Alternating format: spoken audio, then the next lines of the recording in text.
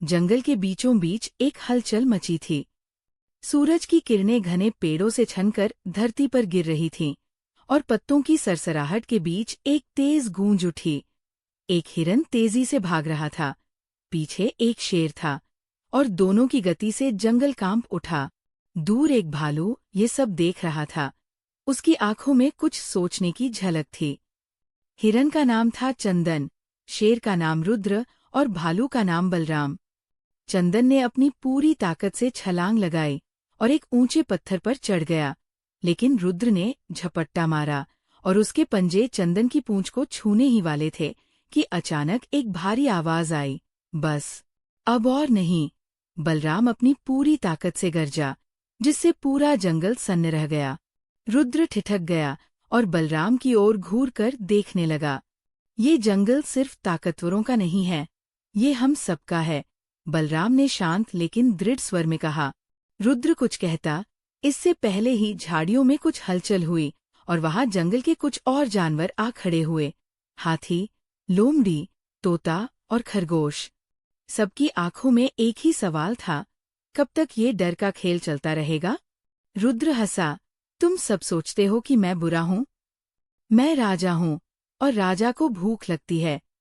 बलराम ने गहरी सांस ली और कहा, राजा वही होता है जो प्रजा का ख्याल रखे, न कि उन्हें डरा कर रखे।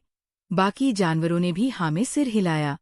चंदन, जो अब तक सहमा हुआ था, थोड़ी हिम्मत जुटाकर बोला, अगर हम मिलकर कोई रास्ता निकाले तो? कुछ देर तक सन्नाटा छाया रहा। फिर लोमड़ी ने एक सुझाव दिया, क्यों न जंगल में ऐसा नियम बनाया जाए कि हर जानवर मिल बांटकर खाए? तोते ने तुरंत कहा, हाँ, और इसके लिए हमें अलग अलग जिम्मेदारियां बांटनी होंगी। रुद्र कुछ देर सोचता रहा, फिर बोला, अगर ऐसा करने से मेरे शिकार की जरूरत कम हो जाएगी तो मुझे कोई ऐतराज नहीं, लेकिन मैं देखूंगा कि ये योजना सच में काम करती है या नहीं। इसके बाद जंगल में एक नई परंपरा शुरू हुई। पेड़ों पर फल उगाने की जिम्मेदारी हाथी और बंदरों ने ली, खरगोश और चूहे अनाज इकट्ठा करने लगे, और भालू शहद और जड़ी बूटियों का इंतजाम करने लगा। शेर को हर दिन इतना भोजन मिल जाता कि उसे शिकार करने की जरूरत नहीं पड़ती। धीरे धीरे जंगल का माहौल बदल गया। डर की जगह विश्वास ने ले ली। अब शेर और हिरण एक ही तालाब से पानी पीते थे, और कोई किसी से डरता नहीं था। जंगल सच में मंगल बन गया था।